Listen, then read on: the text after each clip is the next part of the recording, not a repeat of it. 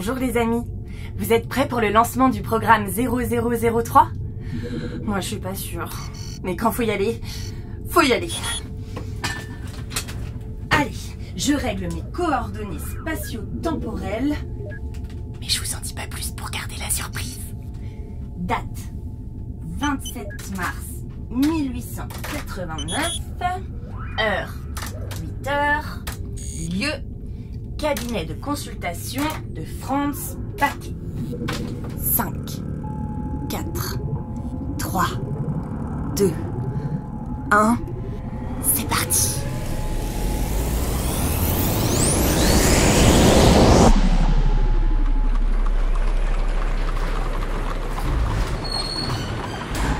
Vous aussi, vous trouvez ça mystérieux, l'inconscient? Moi, c'est ma toute première fois avec l'hypnose, alors je vous avoue que je suis pas hyper sereine. Mais j'ai complètement confiance en mon ami Franz Paquet. C'est un spécialiste de l'hypnose et un élève du grand Sigmund Freud, vous vous rendez compte? Ma mission du jour, partir à la rencontre des espèces humaines disparues. Car comme vous le savez sans doute, l'espèce Homo sapiens, à laquelle nous appartenons, est la dernière représentante du genre et a survécu à beaucoup d'autres. Autant dire qu'il va me falloir un peu plus que des tas d'os desséchés pour reconstituer la grande famille humaine. Ah, ça y est. Je crois qu'on arrive devant son cabinet. C'est stressant, hein, mais palpitant. J'arrive. Ah, bonjour. Bonjour. Je suis très contente de te recevoir. Le voyage s'est bien passé? Oui, quelques secousses en chemin, mais rien de très inhabituel. Je t'en prie. Oh. Je suis très heureuse de te voir. Moi aussi. Mais je dois t'avouer que je suis un peu stressée, hein. Ne t'en fais pas.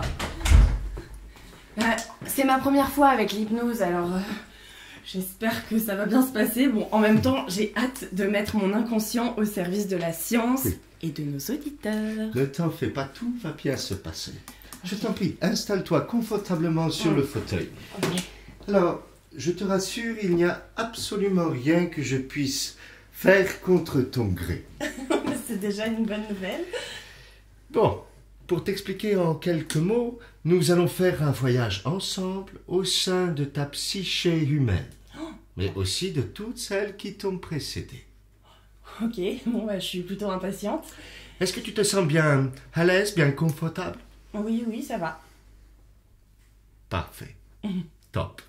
Alors, pour commencer, je vais te demander de respirer bien profondément et de suivre mon toit avec les yeux.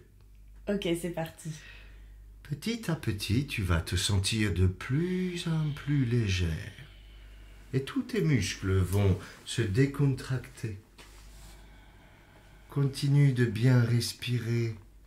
Écoute le son de ma voix. Ton corps est lourd, très lourd. Tes pieds s'enracinent dans un sol de plus en plus. Tes mains s'alourdissent.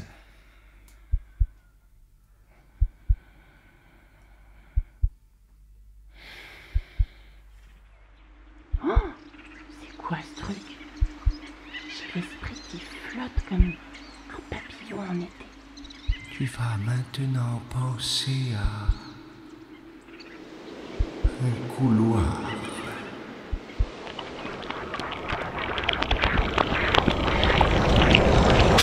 Wow, les amis, je suis tout à coup propulsée dans l'arche cosmique qui recueille la mémoire des espèces terrestres disparues. Oh, je vois un couloir, une sorte de couloir ectoplasmique. Je vois des ombres en mouvement. Oh, vous allez trouver ça un peu étrange, mais je me sens en toute sécurité, alors que le décor est assez effrayant. Allez savoir pourquoi, j'ai plein de mots scientifiques qui me viennent et qui me rappellent mes cours de bio avec Madame Pluck. Gymnosperme, cordée, cnidaire. Ah, et voilà les tardigrades. Vous entendez?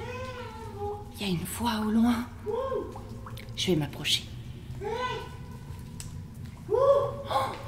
C'est un cordé qui m'appelle. Hé, toi! Viens par ici! Je te perdre avec moi dans les méandres du passé.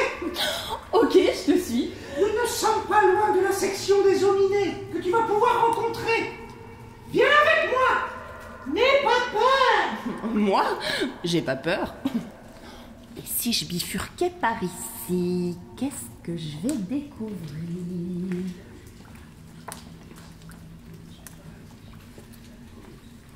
Mais qu'est-ce qui se passe?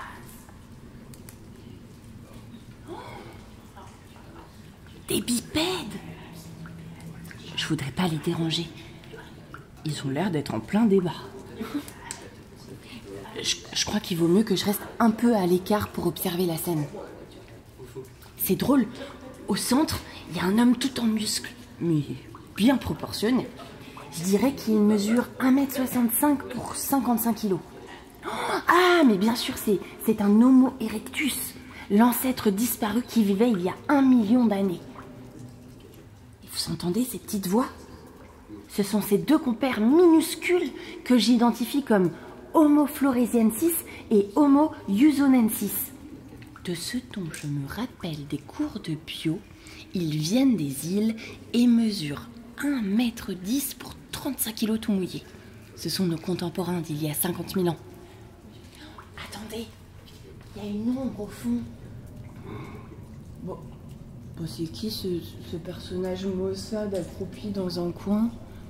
Ah, mais je pense que c'est Homo naledi. Peut-être un de nos premiers ancêtres il y a 250 000 ans. Et le grand costaud qui leur fait face, qui n'a d'ailleurs pas l'air très sympa, ne peut être qu'Homo neanderthalensis, que je reconnais à sa grosse tête et à sa forte musculature. Ah bah oui, celui-là, il fait 90 kg pour 1,65 m. Je vais pas m'amuser à le titiller, hein. Surtout que dans ses bras musclés, s'est blottie une petite Denisova effrayée. Oups. Je crois que ma présence a été remarquée.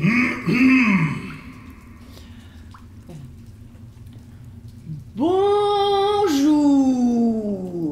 Mais t'inquiète, pas besoin de surarticuler, on n'est pas sourd. Alors, je reprends. Bon, je sens pas les intéresser plus que ça. Mais pourquoi pointe-t-il du doigt Monsieur Muscle et sa petite Denisova? Nous sommes réunis ici, en famille, pour nous opposer à cette union. Vous êtes la honte de vos espèces respectives. Je vous rappelle que vous étiez l'un et l'autre, promis à des partis fort respectables. Mais on s'aime. Oh, les pauvres. Bah, ils ont l'air si heureux. Mais que se passe-t-il?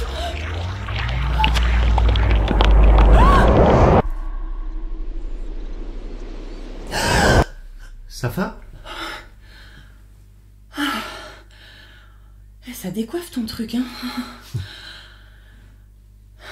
J'avais complètement oublié qu'on était là dans ton cabinet. Mais j'ai vécu une expérience incroyable. C'est juste que là, je t'avoue que je suis encore un peu sonnée. Oui, c'est normal. Reprends ton souffle, je vais te préparer une boisson à l'hibiscus. Ça va te faire du bien. Ah, ok.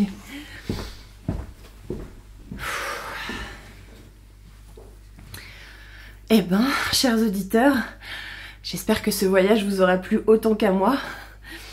En tout cas, une de mes grandes découvertes fut le métissage entre Néandertal et Denisova. Ce qui laisse penser d'ailleurs que les différentes espèces humaines se sont mélangées et parfois reproduites entre elles. Et d'ailleurs, ça a été confirmé avec la découverte en 2010 dans la grotte de Denisova en Sibérie, dans l'Altaï, d'un minuscule morceau de phalange.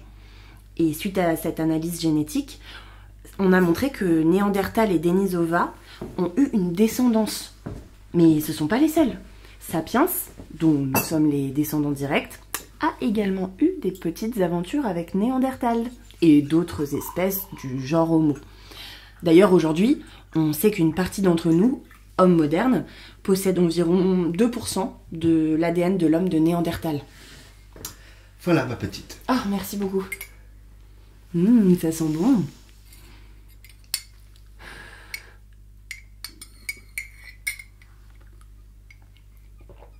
Ah, c'est vrai que ça fait du bien. Mince, j'avais pas du tout vu l'heure. Faut que je retourne à mon labo, je suis désolée. Mais en tout cas, merci beaucoup pour cette expérience assez incroyable. Hein. Merci à toi de m'avoir fait confiance. Au revoir, Jeanne. Salut, Franz. Mon enquête dans les sphères du passé de l'espèce humaine s'arrête ici pour aujourd'hui, mais j'ai hâte de vous retrouver pour une nouvelle aventure. Bye bye.